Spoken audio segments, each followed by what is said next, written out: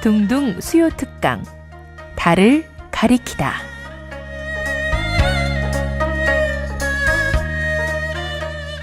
매주 수요일 코너입니다. 달을 가리키다. 성현들은 달을 가리키고 있지만 우리는 그 손가락만 보고 있지 않은지 돌아보는 시간인데요. 종교의 문자나 상징이 아니라 그것이 가리키고 있는 종교에 참된 가치에 대해 생각해보는 시간입니다. 한평생 원불교 교무로 살아오신 원광대학교 교수 류성태 교무님이 자신의 인생을 돌아본 회고록 종교와 철학 산책을 발간했습니다. 이 회고록은 류성태 교무가 어린 시절부터 써온 일기를 바탕으로 자신의 성장기, 예비 교역자 시절, 그리고 교무가 되어 걸어온 길을 상세히 담아내고 있는데요. 오늘은 교무님의 회고록 가운데 예비 교역자 시절에 대한 이야기 나눠보겠습니다. 교무님 안녕하세요. 네, 반갑습니다. 예, 반갑습니다. 자, 오늘은 교무님의 회고록 종교와 철학 산책에서 그 두 번째 이야기, 예비 교역자 시절에 대한 이야기 나눠보려고 하는데요. 고등학교를 졸업하고 교무가 되기까지의 과정입니다. 자, 우선 고등학교를 졸업하기까지는 교무가 될 생각은 안 하신 거죠? 예, 안 했습니다. 전혀 생각을 못 했고요. 살아가면서 간간히 어머니께서 저에게 너도 한번 교무가 되어보면 어떻겠느냐라고 했는데 귀에 흘려들었습니다.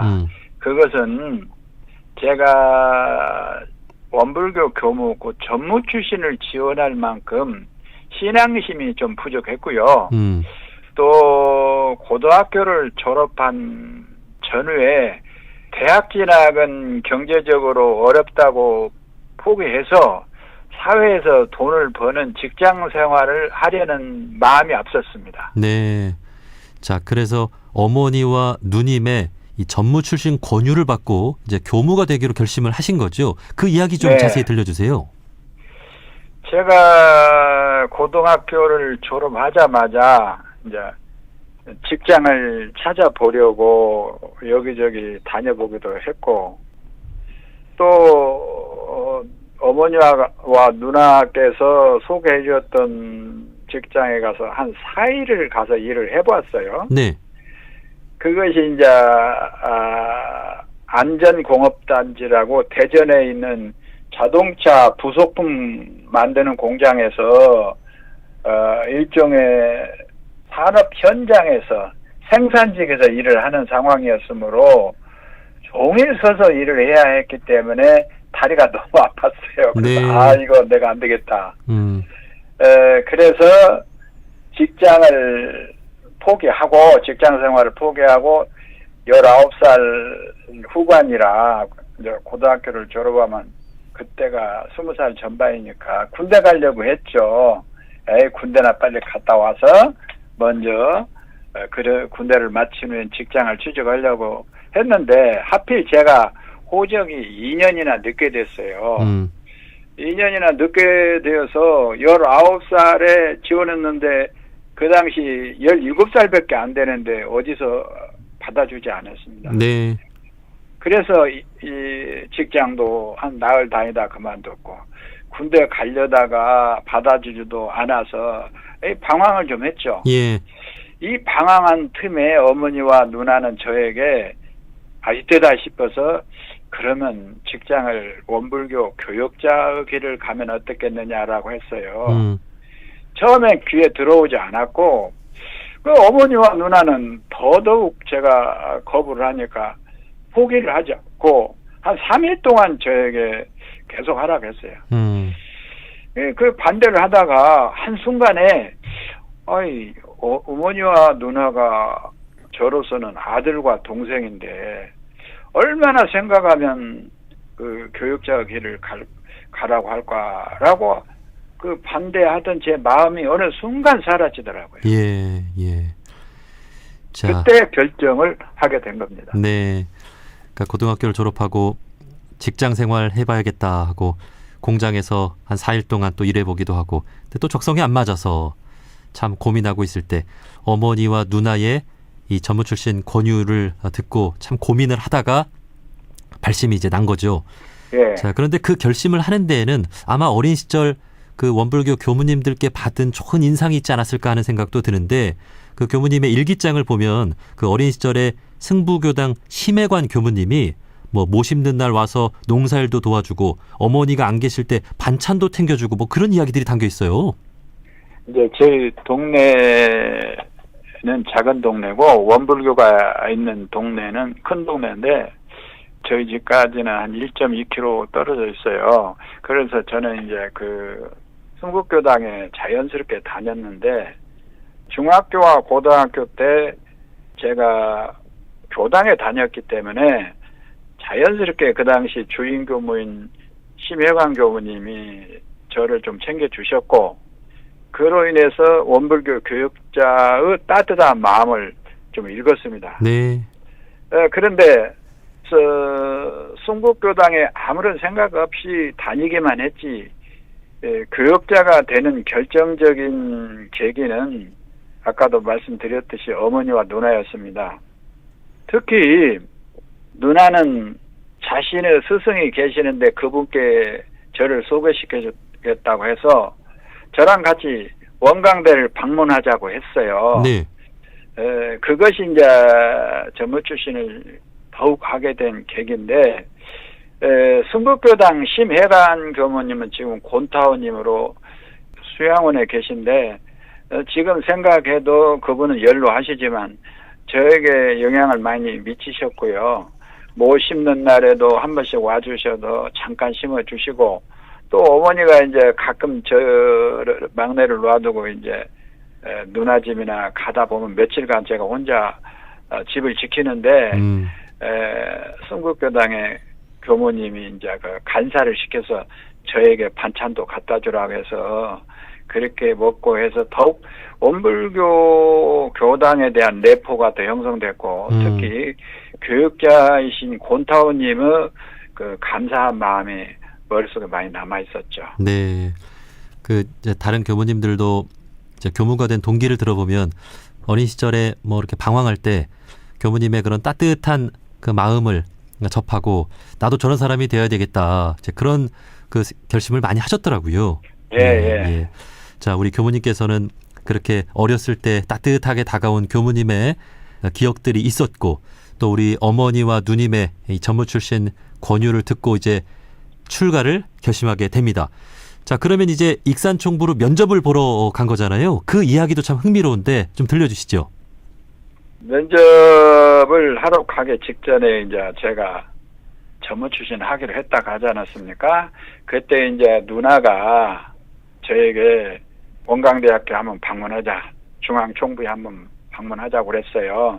그러면서 저에게 누나의 스승이 원광대학교에 계시는데 그분을 소개시켜 주겠다고 해요. 그래서 구체적으로 정말 전무 출신 하는가 보다 생각을 했는데 같이 누나와 제가 원광대학교를 방문했습니다. 그때 원광대 원불교학과 교수로 계셨던 서경정 교수가 계셨어요. 네.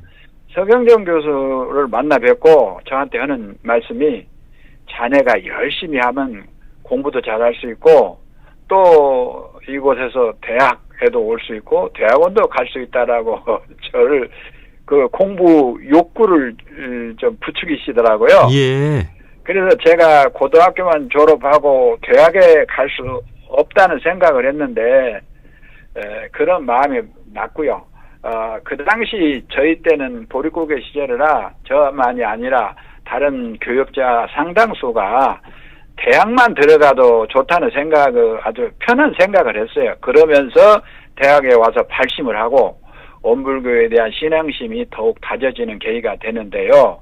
이것이 전제가 돼서 서경정 교수를 만나 뵙고 익산 총부를 방문하는 날이 와서 그날 방문하게 됐는데 근데 익산 총부를 올 때는 오히려 마음이 편안해졌어요. 왜? 직장 생활에 적응하지도 못했고 좀 방황하게 하는 시기였으므로 제가 마음의 안정을 찾을 수 있는 것이 필요하다고 생각도 들었기 때문에 익산 총부에 온 것이 어쩌면 저에게는 사회생활의 부적응과 더불어서 제가 안식처를 찾았던 것 같아요. 마음의 안식처. 네. 그래서 익산 총부에 마음의 안식처를 찾아서 익산 총부를 방문할 때 마음이 설레었고요. 그래서 전문 출신 지원서를 작성해가지고 마침내 중앙총부 교육부를 방문합니다. 그때 지원서를 내가지고. 그 당시 거기에서 익산총부에 이미 저보다 한참 선배로서 같은 동양인 유승인 교무님이 거기에 근무하고 계셨어요. 네. 저는 그래 너무 반가웠고, 물론 제가 그분의 얼굴은 분명하게 그 당시 읽지는 않았지만, 저희 어머니하고, 유승인 교무님 어머니하고 가깝고, 또 유승인 교무님 어머님을 제가 알고 있어요. 그래서 너무 반가워서 면접을 보러 가서 낯선 익산 총부가 아닌 정말로 마음에 그리던 가까운 익산 총부로 변하는, 그래서 면접을 편안하게 보겠다 하는 생각이 들었습니다. 네. 면접은 잘 보셨어요? 면접을 잘 보았는데 그 당시 기억은 정확하게는 나지 않고, 네가 전무 출신을 잘 할 수 있느냐 하나 질문한 것 같고요. 전무 출신을 한 이유가 뭐냐, 왜 전무 출신을 하게 됐냐, 예. 그런 여러 가지 질문해서 사실대로 이야기했어요. 제가 사회에서 직장 생활을 하려고 했는데 어머니와 누나가 그렇게 저를 전무 출신 해라 해서 이렇게 왔었는데, 이제 권유로 왔지만 와보니까 정말 편안한 익산 총부다라고 그 순진하게 말씀을 드렸던 것 같아요. 정말 솔직하게 말씀하셨네요. 예. 네. 그렇죠. 예. 솔직한 게 제일 진실된 것 같습니다. 네. 예. 자, 그리고 지금은 이제 전무 출신, 이제 교무님이 되기 위해서 대학에 입학을 하면 되는데, 그때는 입학하기 전에 간사 생활을 먼저 했어요? 이 간사 생활이라면은 불교로 말하면 행자 생활이에요. 행자 생활인데, 간사 생활이라는 것은 우리 때는 3년의 기간이 주어져 있었어요. 빠르면 2년이고 보통 3년의 간사 생활인데, 그러니까 고등학교를 졸업하면 바로 대학에 가는 게 아니고 전무 출신 원불교 교무가 되기 위해서 행자 생활과 같은 3년의 생활을 하여 거기에 패스하면은 대학 생활이 더 수월해진다라는 생각에서 원불교 중앙총부에서 제도적으로 간사 생활을 하도록 요청을 했습니다. 네. 그래서 이제 제가 간사 생활을 하지 않고 대학에도 갈 수 있고 간사 생활을 하고 가는 경우도 있는데, 그럼 왜 간사 생활을 해야 하느냐? 대학에 가려면 경제적 여력이 뒷받침돼야 하는데, 기숙사비 1년의 기숙사비를 다 원불교에서 다 내주는 경우는 간사 생활을 2년 내지 3년을 한 경우에 기숙사비를 면제해줘요. 네. 근데 간사 생활을 하지 않으면 개인적으로 기숙사비를 다 내야 합니다. 그래서 간사 생활하면은 기숙사 생활비, 또 용금이라고 있어요. 그 당시 한 달에 저희들 용금 5만 원 정도 주었던 것 같아요. 지금은 보통 2, 30만 원 주는 걸로 알고 있습니다만은, 용금이라는 것이 그곳에서 어느 교당에서 살면 3년간 살면 그 교당에서 대학 4년간 한 달에 20만 원, 10만 원, 30만 원 주는 제도입니다. 그래서 이제 생활비라고 하면 여러분들 쉽게, 청취자 여러분 쉽게 알 거예요. 그래서 간사 생활을 하면 대학 기숙사비, 생활비를 해결해 주는 겁니다. 그래서 저는 간사 생활을 경제적으로 저희 집안이 어렵기 때문에 하려고 했습니다. 그리고 이제 학비는 면제가 됐기 때문에 완전 장학금으로 다니는 거죠, 학비는. 네. 그래서 이제 간사 생활을 어디서 할까 하다가 제가 원불교 중앙총부에서 하면 좋겠다라고 생각을 했어요. 왜냐하면 중앙총부에는 법 높은 분들도 많고 해서 여기서 스승님들을 많이 찾아뵙고 마음에 신앙심이 더 살아날 것 같아서 했는데, 중앙총부는 간사할 근무지가 없고 이미 다 차버렸다.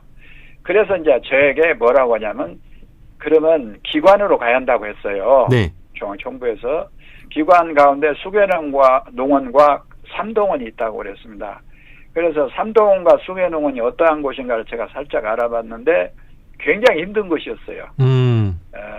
수계농원과 삼동원은 아침부터 저녁까지 농원이니까 뭐 많은 일을 해야 노동을 많이 해야 했기 때문에 힘들었습니다. 그 당시 저는 농촌 출신이라 노동하는 것이 또 노동을 하는 것이 힘들 것 같아서 좀 마음에 걸렸습니다마는 뭐 갈 데가 없고 해서 수계농원과 삼동원 가운데 그냥 편안하게 그러면 제가 삼동원에 간사 생활을 하러 가겠다라고 했어요. 가서 보니까 대산종법사님이 거기에 주재하고 계셨고 오. 또 예, 그 당시 계셨어요. 그리고 그 삼동원 원장님이신 동산 종사님을 원장님으로 모시고 살면서 점차 세속물이 빠지기 시작했고 간사 생활을 하면서 정말 여기서부터 대학에 가기 전부터 정말 기질단련을 하는 시간이구나 하고 그렇게 생각하고 간사 생활을 1년간 했습니다. 네. 3년 아니고 1년간 했어요. 예. 이제 말씀해 주신 대로 간사 생활 3년을 해야 되는데 1년만 하고 대학 진학하겠다 이렇게 말씀하셨잖아요. 예. 네. 그래서 이제 그 당시에 기숙사비를 이제 마련을 하기 위해서 어머님께서 삼동원에서 식당 일을 하셨다고요? 네. 제가 그래서 1년이라는 말씀을 드렸고 조금 전에 제가 간사 생활에 적어도 2, 3년이라고 말씀을 드렸잖아요. 네. 제가 이제 20살 때 이제 간사 생활을 하는데 3년간을 한다면 23살이고 또 군대 갔다 오면 또 3년이고 그러면 대학에 가고 이제 그렇게 하려면은 27에나 대학에 들어갈 것 같아요. 제가 너무 그래서 막연했습니다. 이게 이제 간사 생활을 3년 해도 뭐 전부 출신이라 생각하면 마음 편안하겠지만 그 당시로서는 그런 만한 신심이 나지 않아서 어느 날 제가 삼동원 동산 원장님께 찾아갔어요. 제가 1년만 간사 생활을 하겠다. 그랬더니 동산님께서 깜짝 놀라고 너 2년을 더 해라. 여기에 있던 간사들은 모두 3년 간사 생활을 했어요. 그래서 저는 너무 나이가 많이 들 것 같고 제가 또 철없는 마음에 제가 한 살이라도 더 젊었을 때 대학에서 공부해야지 3년 갔다 오고 또 군대 갔다 오면 너무 시간이 길어서 저 1년만 살고 대학에 들어가겠다고 하니까 원장님이 그냥 얼굴이 별로 좋지 않은 기색이세요. 그래서 그 말씀을 드리고 나와서 1년만 간사 생활을 하고 그냥 방공비로서 대학에 다녀야겠다. 순공비가 아닌 방공비. 그러니까 순공비는 아까 생활비, 기숙사비가 면제된데 방공비는 이제 기숙사비를 내야 해요. 그래서 1년만 간사 생활을 하고 됐는데 저희 어머니께서 이 사실을 알고 야, 네가 1년만 간사 생활을 했으니 내가 앞으로 3년을 너 대신을 살겠다 간사로. 와, 예. 주무로서 살겠다. 그래서 저는 그 당시 당황했죠. 어머니가 그 당시 나이도 많으시고 연세가 있으셔서 좀 어렵지 않냐가 아니다고 가서 하겠다고 하셔서 저는 1학년 때만 방공비 생활을 하고 어머니가 삼동원에 와서 3년간 생활을 주무로서 하게 되시면서 제가 2학년 때부터 4학년까지 기숙사비 생활비를 면제받은 순공비 생활을 하게 되었습니다. 예. 정말 어머님의 크신 은혜를 느끼셨을 것 같습니다. 간사 생활 보통 3년을 정도를 해야 되는데 1년만 하셨고 그 대신 어머님께서 삼동원에서 3년간 식당 일을 해서 우리 막내 아들의 출가를 돕기 위해서 기숙사비를 내기 위해서 그렇게 봉공을 하신 것이죠. 자, 그때 기숙사비가 쌀 한 7가마 됐어요. 예. 그걸 면제받았어요. 네. 3년간 면제받았어요. 자, 그렇게 해서 이제 1977년 3월에 원광대학교 원불교학과에 입학을 합니다. 당시 심경은 어떠셨습니까?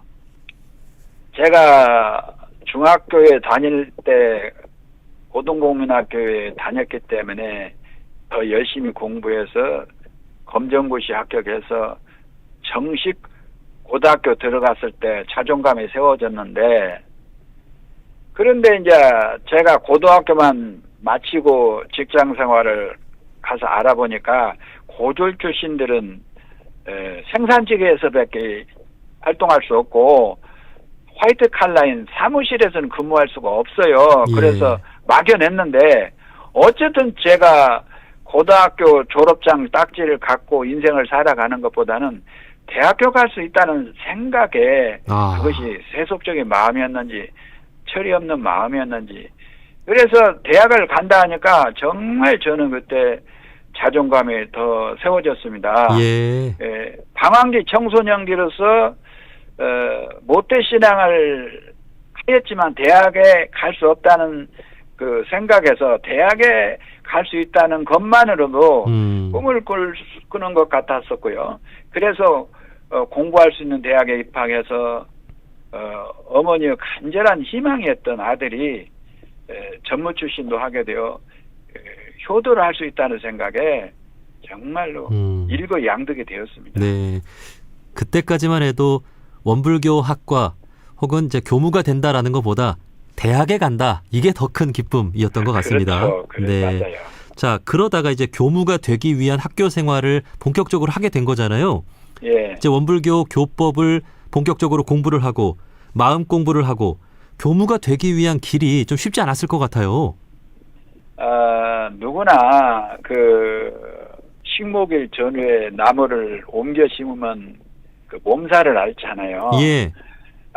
제가 사회생활에다가 뭐 조금이지만 사회생활을 하다가 이제 공동체인 원불교에 들어와서 기숙사 생활을 하는데 처음에 쉬웠겠어요. 좀 어려웠죠, 적응하는데. 네. 그러나 저는 사회에서 사업하는 것보다는 제 사주에도 나와 있다고 그러는데 종교계나 교육계에서 성공할 타입이라고 나와 있어요. 예. 그래서 제가 종교계에 몸을 들여놓고 원광대 원불교학과에 입학을 한 후에 학교 생활을 하였는데 대학생으로서 생활을 하였는데 그 당시 저희들 당시에 사각모 쓰고 대학에 다닌다면 사회에서도 알아주고 그냥 이 고등학생들 그때 30%나 40% 대학에 들어왔으니까요.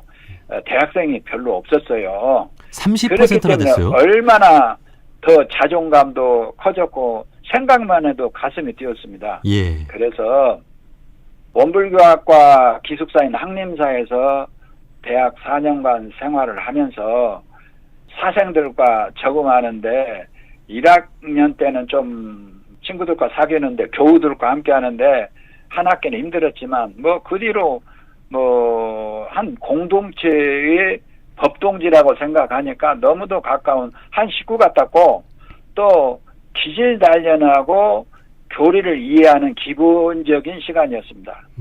사실 저는 막내로 자랐기 때문에 조금은 의존형이었고 또 애골수의 성격이었고 또 고집이 좀 있었는데 학림사회에서 생활을 하다 보니까 의존할 수도 없었고 애골수가 될 수도 없고 고집을 부릴 수가 없었어요. 그래서 저 자신을 놓고 공동체 생활을 하면서 점차 사회인보다는 공인으로서 네.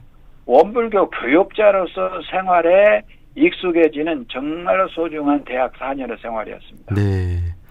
막내라서 의존적이었고 또 외골수의 성격에다가 고집도 있었는데 그 예비 교역자 시절을 거치면서 기존의 어떤 기질들이 조금씩 바뀌어가는 게 느껴지신 거죠? 그럼요. 저 자신을 고집을 피울 수가 없어요. 공동체 생활. 그때 저희가 기숙사 생활 한 130명 했거든요. 정화원과 학림사인데 학림사는 한 50명, 60명 되고 40-50명 되고 정화원은 70명 정도 됐어요. 그래서 이 130분의 1인데 제가 어떻게 고집을 피울 수가 있어요? 없죠. 그렇죠. 예. 그리고 이제 대학 생활하면 또 낭만을 빼놓을 수 없지 않습니까? 1970년대 후반에 원광대학교 그 대학 생활은 어땠습니까? 네, 낭만이라는 두 글자는 대학생들이 좋아하는 용어고 그렇지 않습니까? 그래서 대학생으로서 낭만은 원불교학과의 경우는 좀 제한되었어요. 사회 일반 대학생들은 그 당시 미팅이라는 용어가 익숙했는데 그렇죠. 저희들이 원불교학과에 들어가서 미팅을 한다는 생각도 못했고 또 그 당시는 다소 경직된 생활로서 사회인의 물을 빼는데 기숙사 사감님께서 정성을 기울여 주셨어요. 그래서 네. 뭐 미팅이라는 것보다는 대학의 축제인 원탑 대동제 때 줄다리기를 하고 그러면서 운동에 참여하면서 그 축제를 즐기는 보람이 낭만이었고요. 네. 또 그 당시 제가 기억할 수 있는 낭만이라면 저희는 기숙사 생활하면서 봄과 가을에 꼭 소풍을 갔어요. 차를 4대나 3대 빌려가지고 학년별로 갔는데 함께 갔는데 봄과 가을에 갔는데 가을에는 그 지리산 비아골 노고단에 가서 사진도 찍고 또 이제 저희들은 초등학교, 중학교, 고등학교 때 제가 수학여행을 못 갔는데 대학생 때는 다행히 갈 수가 있었죠. 단체 생활이기 때문에 설악산에 저희 예비교육자 3학년들 한 35명인가 몇 명이 설악산 여행을 하면서 그 꿈많은 대학 생활로서 낭만을 즐겼고요. 또 하나 그 낭만이라면 정화원과 학림사 곧 기숙사 행사로서 원불교의 공식 행사, 뭐 6.1 대제라든가 명절 대제 때 예비교육자들이 연극을 했어요. 그래서 또는 기숙사 뭐 단체로 뭐 기숙사끼리 연극도 했는데 제가 김중배 역할도 해봤고요. 또 지금은 단백년 기념관에서 불매강년인 저희들이 이제 춤을 추고 흑인도 돼서 흑인춤도 춰보고 그러다 보니까 막 대중도 웃고 막 저희들도 배꼽을 빼고 웃었던 그야말로 그 소풍이라든가 축제라든가 원불교 총부의 명절 대제 때 연극 등을 통해서 저희들은 그 일반 대학생들이 낭만은 미팅보다는 저희들은 앞으로 교육자로서 그 공인으로서 느끼는 즐기는 낭만에 취해 있었습니다. 네, 네. 야, 이렇게 우리 교무님들이 1970년대 후반에 예비 교육자 시절에 대학생활을 어떻게 했는지 네, 이렇게 들어봤습니다. 그 무엇보다도 동지애라고 하는 것이 참 소중하게 느껴지지 않았을까도 싶은데요. 학교 생활하면서 선후배 동료 교무님들 추억도 많으시죠? 네, 저희 원불교에서는 교육자들끼리 흔히 하는 말로 기숙사 생활을 같이 한 사람들은 모두가 동기다. 그리고 또 하는 말이 동기동창은 알봉에도 영묘원에도 같이 간다. 할 정도로 동지에는 생사고락을 함께하는 관계로서 가족 이상으로서 혈연과 법연이 함께하는 그런 사이가 동지애로 새겨졌고요. 와. 4년간 기숙사 생활을 하면서 너무나도 서로가 잘 알아요. 그래서 저 사람이 어떠한 장점을 지니고 있다. 저 사람은 어떠한 성격이다는 걸 다 파악하고 있기 때문에 그 서로 간에 희로애락을 함께하는 동지애 발휘하는데 뭐 아무런 거리낌이 없었습니다. 그렇게 가까웠어요. 뭐 또 저는 동지에는 대학 1, 2학년 때 동기생들에게 중간 기말고사를 대비해서 영어 리더가 필요하는데 제가 리더가 되어서 영어를 복습하는데 이끌었어요. 왜냐하면 저희 동기생들은 대개 간사 생활을 하면은 영어를 다 잊어버리고 와요. 그런데 1학년과 2학년 때 영어는 필수 선택입니다. 네. 그게 과락이 나오면 안 돼요. 그래서 60점 이하가 안 나오면은 떨어지기 때문에 저희들이 단체로 영어 공부를 하면서 혼자 잘 사는 것보다 함께 잘하자. 혼자 100점 맞는 것보다 다 같이 80점 맞자라고 해서 동지 간의 유대감, 서로 함께 잘하는 동지애를 발휘하자 그랬고요. 이제 선후배 동료 교모님들의 경우인데 제가 기숙사 생활을 하면서 원불교 중앙훈련원에서 교육자들이 정기 훈련을 나요. 그때는 기숙사에 그렇게 공양이 많이 들어옵니다. 선진들께서 거기 오시면은 그냥 기숙사 공양이 그렇게 많이 들어와요. 지금은 원불교 대학원대학교가 그 당시 원불교 중앙훈련원이었는데 그냥 교무님 훈련만 들으면 그냥 기숙사에 공양이 많이 들어오고, 물론 기숙사 공양이 지금도 많이 들어옵니다. 그래서 선배 교무님들이 저희들을 많이 챙겨주셨어요. 와. 그래서 저희 후배들은 이것의 전통에 대해서 저희 후배들한테도 많이 챙겨줘요. 그래서 원불교 교역자들은 정말 서로에 간에 끈끈한 동지애가 발휘되었고요. 또 그 당시 대산종사께서 우리 그 기숙사생 전체가 신도안에 배하를 가면은 대산종사께서 저희들한테 그래요. 여러분들 옆에 있는 동지들하고 창자라도 이을 수 있느냐? 창자라도 이으는 것이 동지다. 야. 그래서 그 동지애를 그렇게 많이 강조했습니다. 네. 야, 이렇게 원불교에서 법연을 강조하고 또 선진 후진 간의 그런 동료애를 이렇게 좀 강조하는데 정말 그렇게 느껴지네요. 네. 자, 그렇게 이제 예비 교역자 시절을 거치고 교화 현장에 나간 그 순간도 들어보고 싶은데요. 좀 기억이 나십니까? 예비 교역자 생활을 하면은 저희들은 이제 교역자가 되는데, 지금은 대학원 2년을 마쳐서 교역자가 되는데, 저희들은 예비 교역자로서 4년간 마치고 6개월간 저희들은 이제 수계농원서 또 훈련을 받고, 또 원불교 중앙 훈련원에서 또 훈련을 받아 총 4년 6개월이면 정식 교육자가 돼요. 근데 저는 그 교육자 생활을 기숙사 생활 4년 또 6개월 훈련을 마친 후에 저는 바로 군대를 갔다 옵니다. 군대 갔다 온 뒤에, 그러니까 군대를 마치고 와서 저는 바로 현장에는 나가지 않고 교육기관에 제가 들어오게 됩니다. 다시 말해서 원광대학교 원불교학과의 조교로서 4년간 근무를 하게 돼요.